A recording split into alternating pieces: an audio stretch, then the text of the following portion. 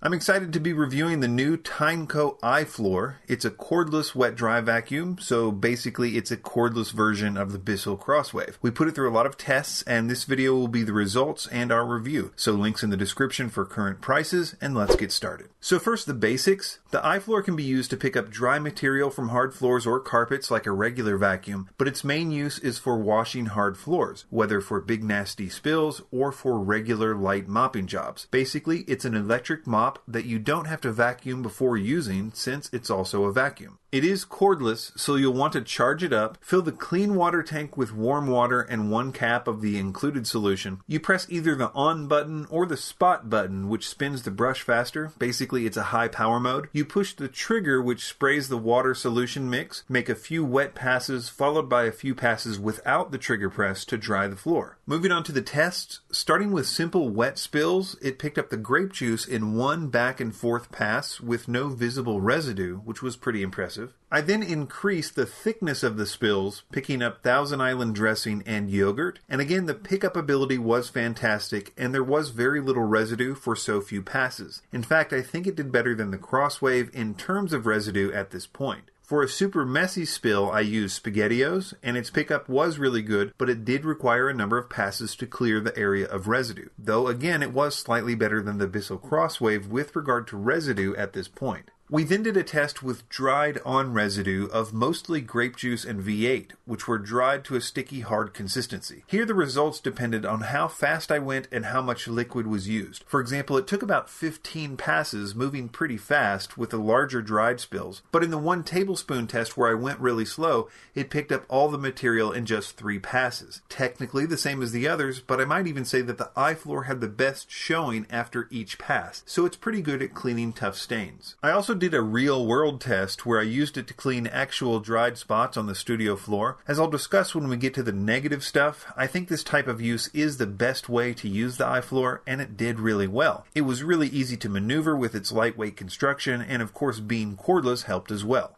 Another positive thing about the iFloor is the price. In many ways, the iFloor is a copy of the Bissell Crosswave, but it's cordless, and it's quite a bit cheaper, so that's a big plus. I also like that it really only takes 1 capful of the solution to work, instead of quite a bit of solution with the Bissell Crosswave. With all that said, let's move on to the negative stuff. The first thing I didn't like is that if the water crosses the max line on the dirty water tank, you'll hear a tone change, and it will start leaking from the bottom of the unit until you turn off the motor.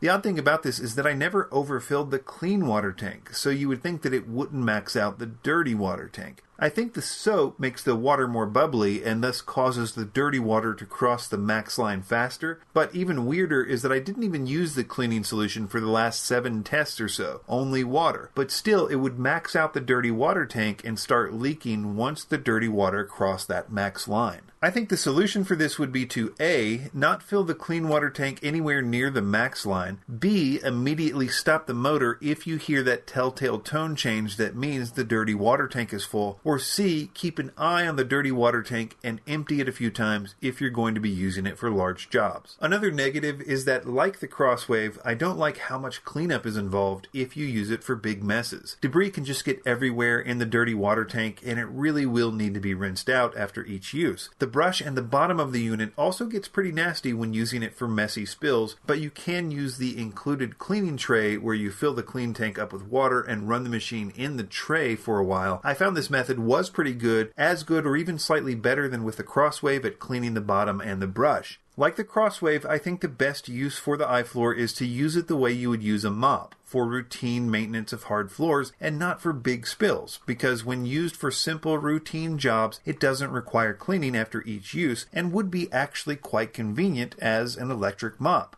So although I'll go more in depth on this when I put the iFloor, the Crosswave, and the Hyzero to the test, I think the iFloor is a better cleaner than the Crosswave in 2 important ways. It seems to clean slightly better and tends to get slightly less messy. But the water leaking when it maxes out the dirty water tank is something to consider.